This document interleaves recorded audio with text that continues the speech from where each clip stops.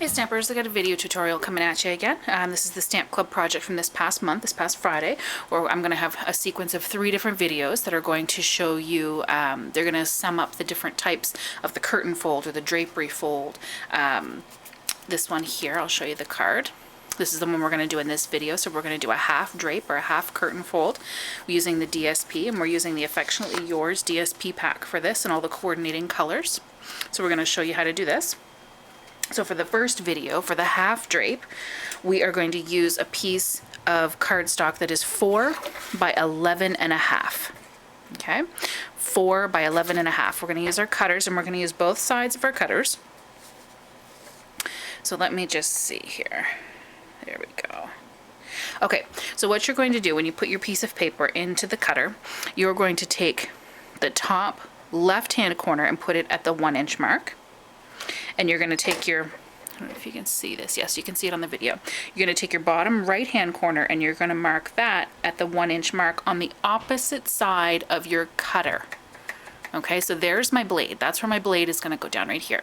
So we're going to use the 1-inch mark up top that's on the left-hand side of your cutter. And then when you go to line up your right-hand side, you're going to go past your cutting blade and you're going to go into the 1-inch mark right here. Okay, so you'll have about 1 inch of the paper on either end left over, because you're going to put this down, okay, and you're going to cut through. So you see when you cut, this end is a 1-inch end, and you're going to end up with that on both sides. And where this was a 4-inch piece of paper by 11 and a half, you have 2 identical pieces of paper. So you can get 2 out of 1 piece of cardstock. Or 1 piece of DSP, sorry. Okay, so that was 4 by 11 and a half inches. You're going to go from the 1-inch mark to the 1-inch mark, cut it down, and you've got 2 pieces of DSP that you can work with. We're only going to work with 1 today, but like I said, you can get 2 card fronts out of one of those strips. Let me get that out of the way so I don't confuse that. The next thing that I'm going to do, just because I am who I am and I've done this many times before, I'm going to move my cutting blade out of the way because inevitably I have cut pieces that I have not wanted to cut in the past that I want to score. So we're done with our cutting blade. If you're using the Stampin' Up trimmer, it's wonderful that it has everything all in one, so you don't have to switch what you're using for cutting. You're just going to move that blade out of the way, and it moves completely down and out of the way so that it's not going to interfere with any of the scoring we're doing. And what I'm going to do is I'm going to start from the large end, from this side. I have not played with scoring from the other side, so I cannot say for certain whether or not this is an either side technique. I wanted a certain look to the front of my card.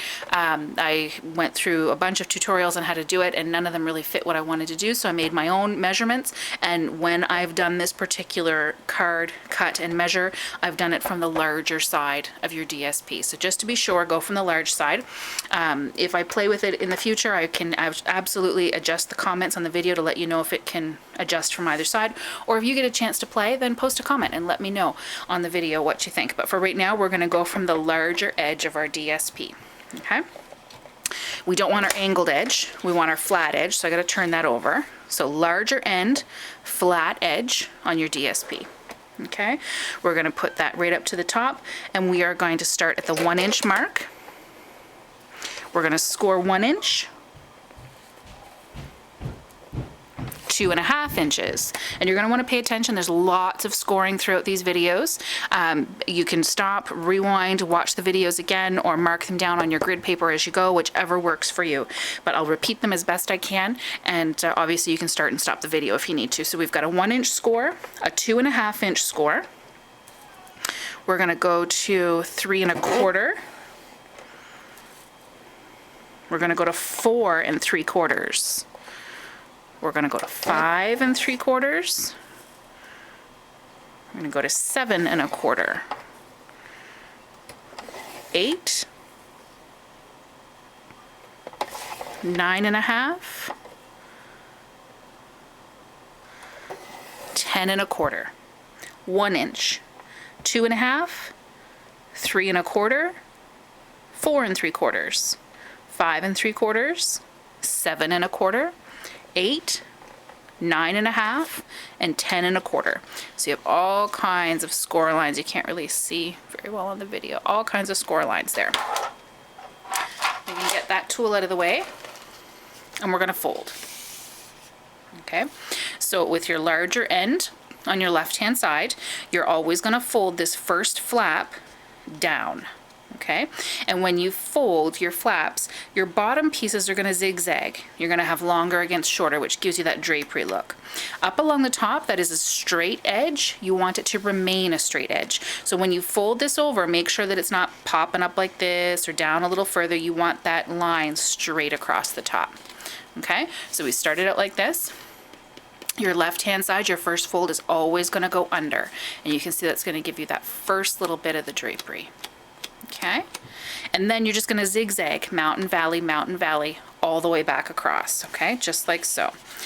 So we're going to zigzag this way, and again, I'm going to make sure that my straight line lines up, and you can see how it's zigzagging here. This always stays straight. Back and forth, back and forth, back and forth. Easy peasy, right? Easy peasy. Once you get the scoring down, all you're doing is folding. See? There you go. And there's your drapery fold. There's your curtain fold.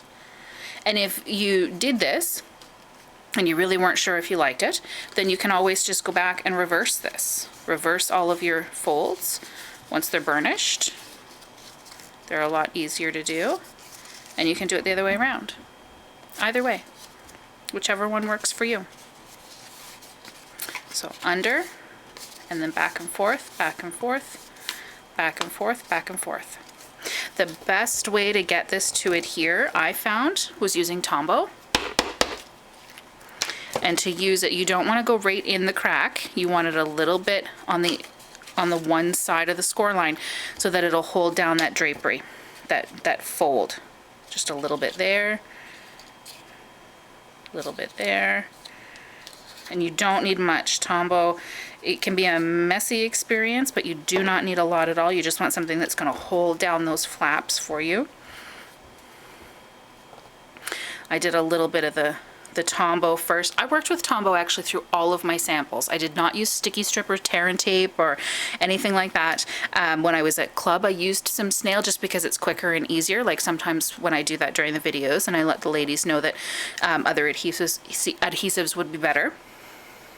But for when I did all of my samples, I used Tombow. So see, it's only going to hold that front part down. So I've decided that this is the pattern that I want showing, and I've put down all of my creases. Now what I'm going to do is go to the back. Now I put Tombow all over this, okay, and I'm trying to use up my sticky strip before I go into my tear and tape. Why, oh why? I always went through, I think I mentioned this in another video too, I always went through sticky strip like it was going out of style. So I stocked up when it retired, what, 2 catalogs ago now? And then the tear and tape came out, and I got some tear and tape because I wanted to see what it was about. It's an awesome product, but when I go to use it, I'm like, oh, I should use up my sticky strip before I go into my tear and tape. And now I can't get rid of it all. It's insane, insane. But what you can do for this, oh, I should get some scissors out. There we go. What you can do for this, if you're not a fan of Tombow, is you can definitely use the sticky strip. Put it a little ways down. You don't want it right across the tip top of that drape, because you want it to come down and hold this on a little bit. And you could put another piece down here if you wanted to hold that down. And now there are some tutorials that I've seen out there that have only used sticky strip or tear and tape. And what'll happen is it'll hold it across the back, but these will all flap out because they won't have been stuck down with Tombow. It's completely up to you as to what you want to do. I'll show you the samples that I've got again so you can see. It wouldn't matter whether you use the Tombow to hold down that strip if you chose to use tear and tape, because what I did with a lot of them was I put, oh, where did my samples go? I put a piece of glimmer across, so it's going to hold it down anyway. See, this one's got Tombow, so those ones are almost all the way down, but this one I just used the snail at club across the back.